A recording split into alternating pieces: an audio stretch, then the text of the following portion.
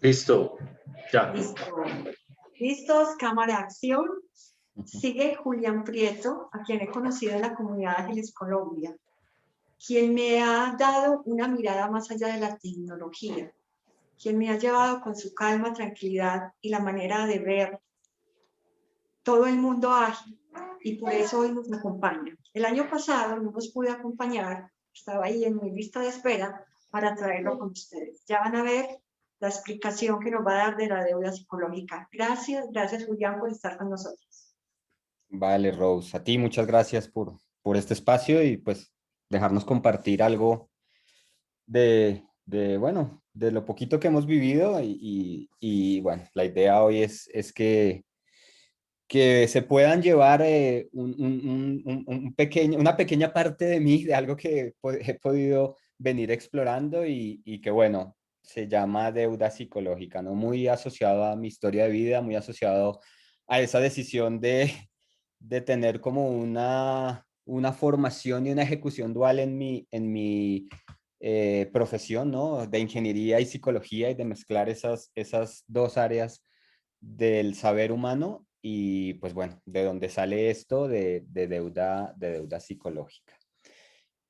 Y bueno, quiero que empecemos eh, en esa mirada hacia la deuda psicológica, entendiendo un poco y partiendo de lo que es una deuda, ¿sí? Y a partir de acá, pues vamos a ir explorando y decantando ciertos elementos que tienen que ver con eso de deuda psicológica, ¿no? Que suena ahí como medio extraño, como medio sofisticado, pero bueno, no es nada de eso. Ok, al final, ¿de qué se trata una deuda? ¿No? Es así como, esta imagen me encanta, es como esa carga, ¿no? Una carga que empezamos a llevar en la espalda, ¿no? Y que al final nos genera una obligación que tenemos que pagar en algún momento, que tenemos que retribuir. Y algo que suele suceder con las deudas es que en muchos casos, en muchos contextos, ni siquiera somos conscientes de que llevamos tanta carga o de que la estamos alimentando. Incluso en deudas tan claras y tan directas como las deudas financieras, muchas veces existe hasta una negación importante frente a la magnitud, la importancia y la relevancia de esas deudas, ¿no? Entonces es muy importante que entendamos que al final, seamos conscientes o no, pues es una obligación, ¿no? Y esa obligación va aumentando, va creciendo, va cada vez haciéndose más pesada y cada vez como que de cierta manera nos empieza a limitar, ¿no? El actuar. Nos empieza a limitar en las opciones que tenemos, nos limita la agilidad. Imagínense querer ser ágil con semejante carga y encima atrás, ¿no?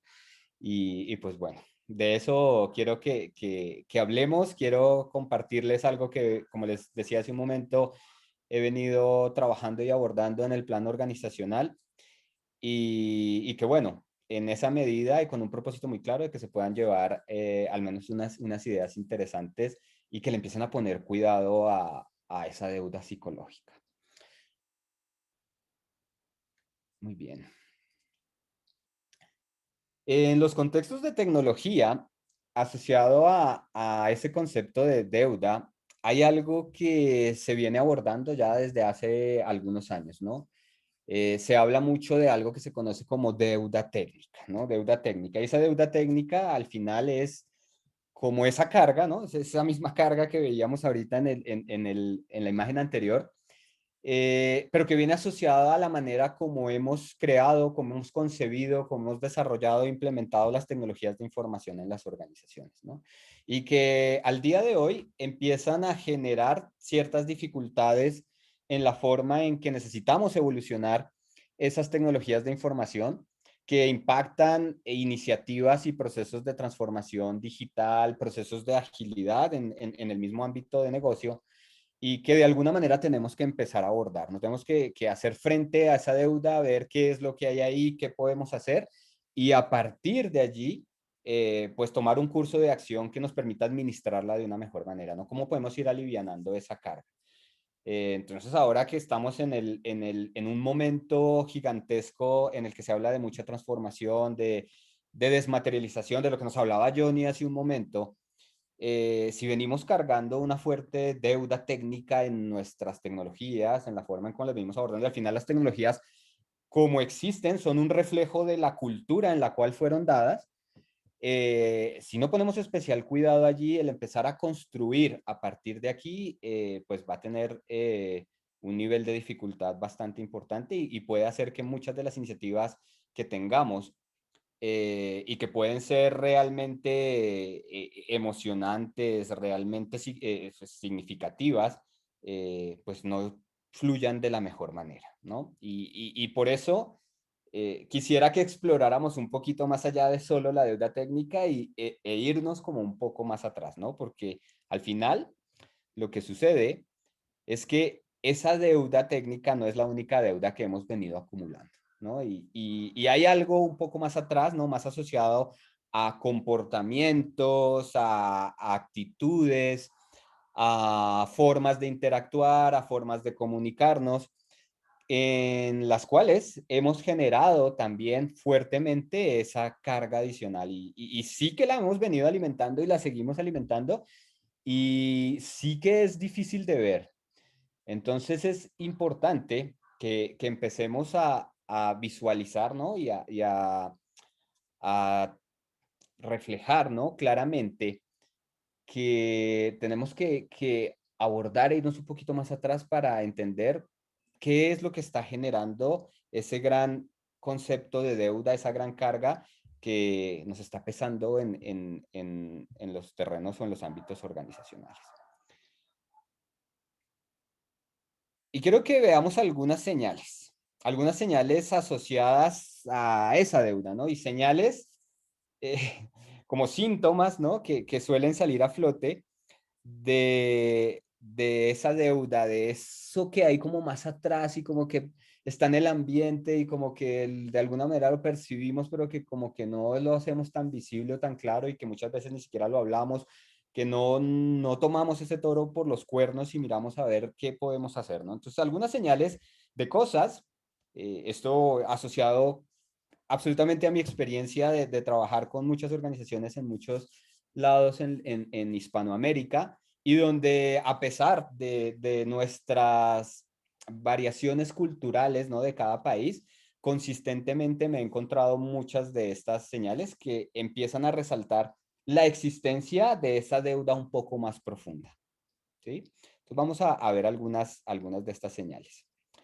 La primera, el narcisismo, ¿no? Ese culto súper exagerado a nosotros mismos, la famosa guerra de egos, el querer centrarnos en posiciones de tener la razón y no de construir de manera colaborativa, de co-crear, de realmente complementarnos, sino también en muchos casos orientaciones fuertes de narcisismo, ¿no? Y el narcisismo al final, de cierta manera, es una disfunción, ¿sí?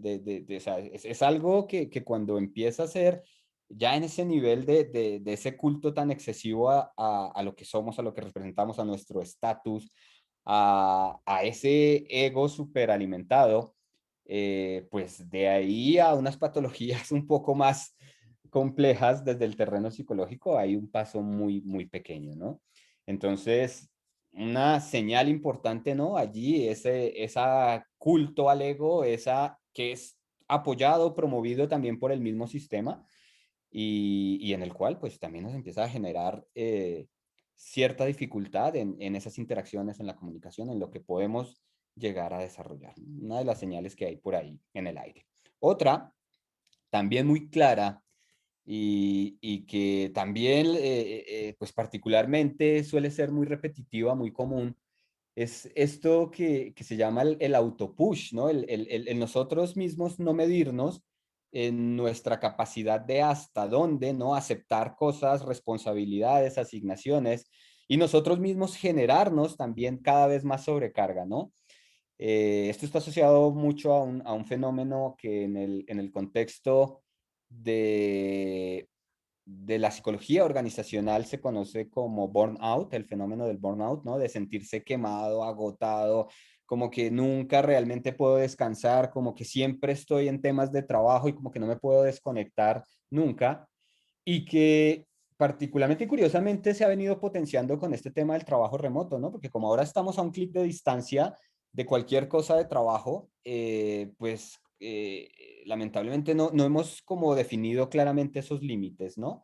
Y también es algo que en la medida en que sea muy generalizado, muy marcado en el contexto organizacional, pues también, o sea, nos lleva a otra serie de elementos, ¿no? No poder abordar las cosas con la energía que necesitamos, el estar constantemente en una sensación de agotamiento, la mayor probabilidad a fallar y a generar errores que nos llevan de nuevo a una carga adicional y siempre como en ese círculo, ¿no? En ese círculo vicioso. Entonces, también otra de las señales allí importantes a tener presentes es autopush. Entonces, ¿cuál es el nivel de autopush? ¿No? ¿A qué le decimos que no? Porque si le decimos a todo que sí, a todo lo que nos llega y a todo lo que nosotros también empezamos a generar, pues realmente estamos generando una sobrecarga importante sobre nuestra propia capacidad de llegar a resultados y de encontrar la forma más adecuada y más balanceada de rendir y pues de generar un bienestar también en nosotros mismos. Otra de las señales y que tomo algo que Yoko mencionaba hace un momento, ¿no? En la charla que nos dio, es el siempre hacia afuera, ¿no? El juego de culpa, siempre son los otros, siempre es alguien más el que necesita cambiar, siempre es alguien más el que necesita mejorar sus cosas, siempre es alguien más el que se debe comunicar mejor y siempre lanzando esa y el dedo, sí, señalando hacia afuera, juego de culpas. Y en la medida que un entorno de trabajo esté en esta orientación, ¿no? Y que claramente se empiece a visualizar esta señal, pues también es un indicador bastante importante de eso que está más atrás, ¿no? Y que alimenta precisamente ese juego de culpas. Indefensión aprendida, otra señal muy particular, y es que nos acostumbramos a normalizar comportamientos tóxicos, relaciones tóxicas al interior de nuestros esquemas de trabajo. Y lo vemos ya como algo normal, a pesar de que nos está doliendo, ¿no? Pues aquí la imagen es muy diciente y la tomo porque este es un concepto que se trata muy fuertemente en todo el contexto de violencia de género. Sí, cuando hay violencia de género y se normaliza esa violencia y no, es que es normal, es que yo me lo busqué, es que así debe ser. Mucho de eso también se vive en el contexto laboral, ¿no? Y lo normalizamos, lo sentimos como algo que está bien, que así debe ser. Ah, sí, es que así debe ser el trabajo. Entonces, pues, y yo más bien como que me aguanto porque aquí al menos estoy recibiendo un salario y normalizamos una serie de cosas que son muy tóxicas, que nos hacen daño, que van alimentando fuertemente otra vez esa deuda, esa carga y que pues lamentablemente incluso puede derivar en algunos problemas y situaciones de enfermedades por estrés, en fin, y otra serie de elementos allí, ¿no? También organizaciones motivadas por el miedo, donde el miedo es el motivador y pues claro que el miedo motiva, ¿no? Todos de alguna vez por sentir miedo hemos generado movilizaciones, ¿no? Pero ¿será el motivador más adecuado? Y como que no exploramos realmente cuál es esa amplia gama de otros elementos que pueden generar una conexión entre lo extrínseco, lo exterior y lo intrínseco de las personas para realmente generar compromiso, sino simplemente el miedo y hacemos las cosas porque toca y no porque queremos hacerlo y nos gusta. Entonces también cuando estamos en ese entorno es una clara señal de alimentación fuerte de esa deuda. Y el tema o el rollo con esa deuda es que como cualquier deuda, una deuda siempre se paga, siempre, de alguna manera. Esos intereses que siguen creciendo, de alguna manera se pagan, ¿sí? Y por eso es importante empezar a ver qué podemos hacer con ella, ¿no? ¿Cómo la podemos administrar? ¿Cómo la podemos disminuir? ¿Cómo la podemos de alguna manera gestionar, ¿no? Mitigar. Porque si la dejamos seguir creciendo, pues nos va a aplastar.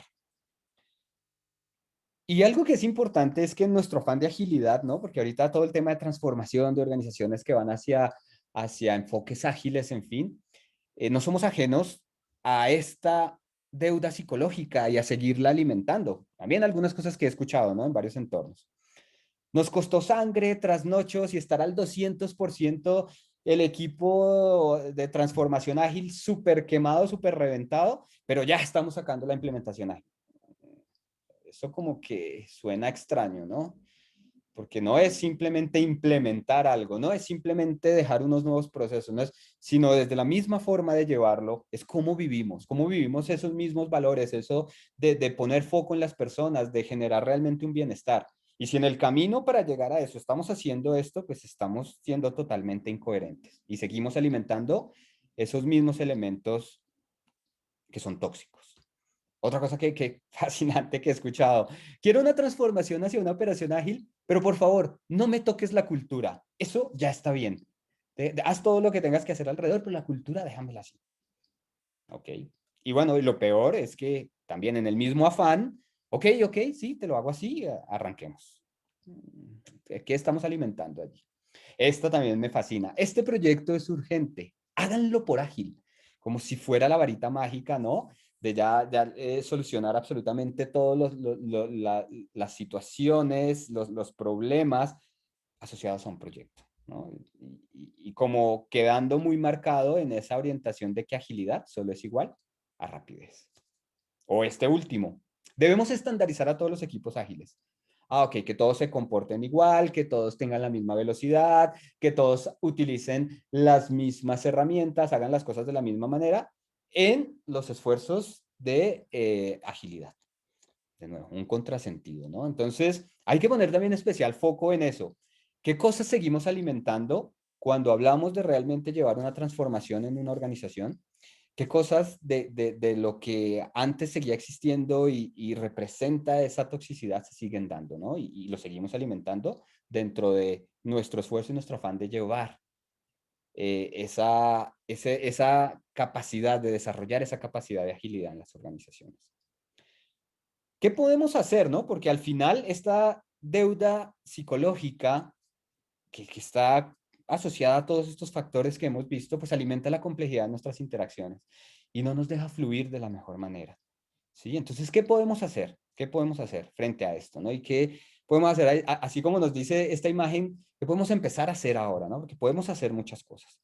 Lo primero, y aquí voy a dar 5 pautas muy generales, como en cualquier deuda es hacerla visible, empezar a hacerla consciente, ¿sí? Porque muchas veces es inconsciente, muchas veces estamos en esa indefensión aprendida que hemos normalizado tanto esos malos comportamientos, esas malas interacciones, esas relaciones tóxicas al interior de las organizaciones que ni siquiera lo vemos y pensamos que es lo normal. Entonces, lo primero, como en cualquier deuda, es ¿qué es eso que nos está generando la carga? ¿Qué es eso que sentimos aquí a veces en los hombros y que no sabemos qué es? Pues está esa deuda, ¿no? Hacerla visible, fundamental. Y haciéndola visible, pues ser también, no desconocer el poder de los pequeños pasos. No necesitamos empezar a darle un vuelto completo a la cultura, a cambiar completamente la estructura, empezar por pequeños pasos. Igual vamos a necesitar movernos de A a B, o no sé si B exista o pueda ir surgiendo cuando empiece a caminar, pero es eso, empezar a caminar. Porque cuando empiezo a caminar, no sé si al fin voy a llegar a B, pero ya no estoy en A. Es fundamental. Y eso ya pasa con el primer paso, pequeñito. Entonces, el poder de los pequeños pasos, maximizarlo en pequeñas cosas, empiezan a construirse grandes cambios y grandes transformaciones. Pensar en grande, actuar en pequeño. Tercero, no queramos, como les decía hace un momento, dar la vuelta de tortilla completa. Experimentemos cosas, validemos eso que genera en los mismos entornos en lo que lo estamos viviendo, porque al final estamos trabajando con personas. ¿Qué reacciones estamos teniendo? Y a partir de allí, validando precisamente ese aprendizaje, cómo podemos ir movilizando ciertas cosas. Ya aquí voy cerrando, un par de cosas para cerrar, que ya me están aquí avisando. Hacer conscientes los símbolos culturales, cuáles son esos símbolos que pueden promover o facilitar o catalizar el cambio y cuáles lo detienen. En todas las culturas se dan esos símbolos, identificarlos, aclararlos.